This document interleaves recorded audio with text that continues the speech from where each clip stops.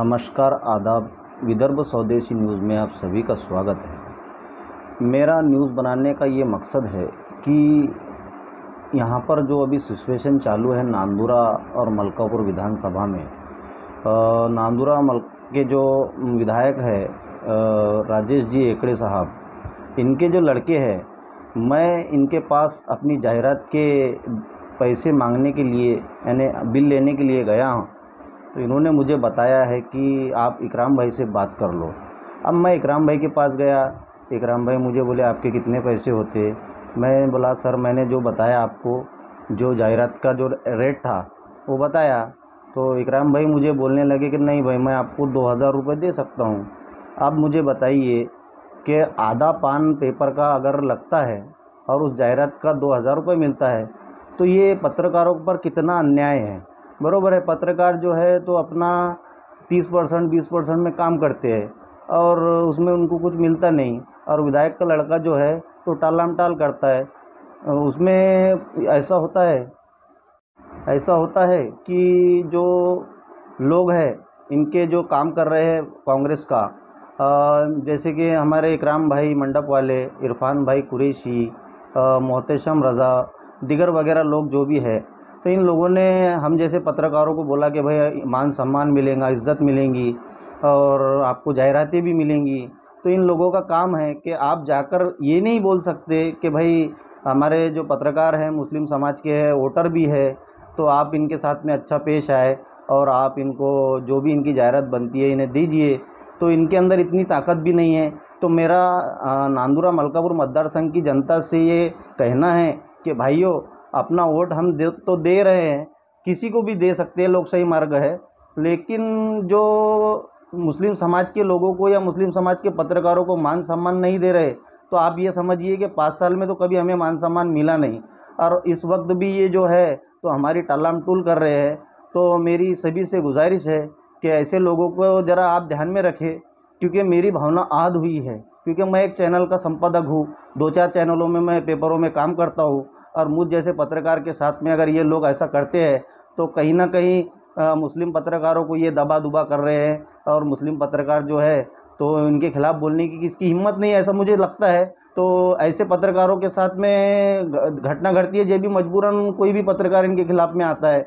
तो मेरी सबसे गुजारिश है कि ये जो है भारतीय जनता पार्टी के जैसे काम कर रहे हैं, क्योंकि कैसा है कि इन लोगों का जो मसला है, मैं देखा हूँ जब मैं जायरात लाने गया तो वहाँ पे सभी बजरंग दल के कार्यकर्ता बैठे थे, और बजरंग दल के कार्यकर्ता बैठने का कारण ये है क्योंकि बीच में जो यहाँ पर दंगा हुआ तो उस दंगे में यही लोग थे पत्थरवार मारने वाले। तो इन लोगों को ज़रा कैसा है कि भाई सोच समझ के हम अपना काम करें। मेरी जनता से अपील है, क्योंकि मेरे चैनल को काफ़ी सारे भाइयों ने फॉलो किया है और मैं सच्चाई बोलता हूँ और सच्चाई बताता हूँ, मैं किसी के लेने देने में रहता नहीं हूँ। तो मुझ जैसे पत्रकार के साथ में ये लोग ऐसा कर रहे हैं तो सोचिए कि एक साधारण इंसान अगर जाता है तो विधायक साहब का जो लड़का है प्रणव राजेश एकड़े, तो ये उनके साथ में क्या व्यवहार करता होगा। तो आप लोगों से मेरी गुजारिश है कि आप लोग मेरी बात को समझें और सोच समझ के अपना मतदान करें, क्योंकि ये लोग है ना 5 साल हमें कोई पूछना परखने वाला नहीं है, और अपने 5 साल तो हमको पूछता नहीं है कोई, और मुसलमानों को डरा डरा के वोट ले रहे कि भाजपा आ जाएंगी तो ऐसा हो जाएगा वैसा हो जाएगा। अरे आपने क्या किया? आपने जो किया वो तो बिल्कुल बर्दाश्त भी नहीं है, क्योंकि बेगुनाहों को फंसाया, बेगुनाहों को जेल में डाला गया, बेगुनाह के नाम आए, और जो आपका जो काम कर रहे हैं तो वो उनकी मजबूरी है, कोई चीज़ होगी, क्योंकि उनको काम वगैरह जो भी होना उनका मसला है। कई दिन पहले, तकरीबन 4-5 दिन पहले की बात है कि नांदुरा शहर में भारतीय राष्ट्रीय कांग्रेस के कार्यालय पर विधायक साहब के लड़के राजेश प्रणव एकड़े, इनसे मिलने के लिए कई सारे पत्रकार मेरे साथ मौजूद थे, और उन पत्रकारों से इन्होंने बातचीत नहीं की। और उसमें एक जो थे लियाकत खान, जो समाजवादी पार्टी के महाराष्ट्र प्रदेश सचिव है, शायद सदस्य है, उनके साथ में भी इन्होंने बात नहीं की है। तो इनका जो रवैया है, तो रवैया भी इस तरीके का है कि भाई हाँ हाँ ठीक है कर लेंगे, और उसके बाद में फिर 2-2 4-4 दिन इनके पीछे घूमो। तो इंसान बहता कर क्या करे, और ऐसा लगता है कि भाई जैसा हम इन्हें भीख मांग रहे हैं, क्योंकि ये जो है तो विधायक के बेटे हैं, और विधायक साहब जो है उनके पास टाइम नहीं है पत्रकारों से बात करने के लिए या पत्रकारों की समस्या सुनने के लिए, क्योंकि अभी चालू इलेक्शन है तो बहाना है। लेकिन 5 साल में इन्होंने हमें कभी कोई जायरात वगैरह नहीं दिए। अब हमने इनसे मांगे, खुद गए जाकर मांगे, तो ये लोग कहते हैं कि भाई आपका ये रेड है, वो रेड है, ऐसा है वैसा है। तो मुस्लिम पत्रकारों के लिए ही क्यों ये सब चीज़ें लागू है, जबकि मुस्लिम पत्रकार नांदुरे में गिनती के हैं, हम 3-4 लोग हैं, तो इनके साथ भी अन्याय कर रहे हैं। अब जैसे कि मेरे साथ में इन्होंने ये काम किया है आज कि मैं इन्हें जाहिरात मांगने के लिए गया, तो इन्होंने मुझे कहा कि भाई 2000 रुपये की गारंटी लेते हम आपकी, और 2000 रुपये हम तुमको दिला देंगे।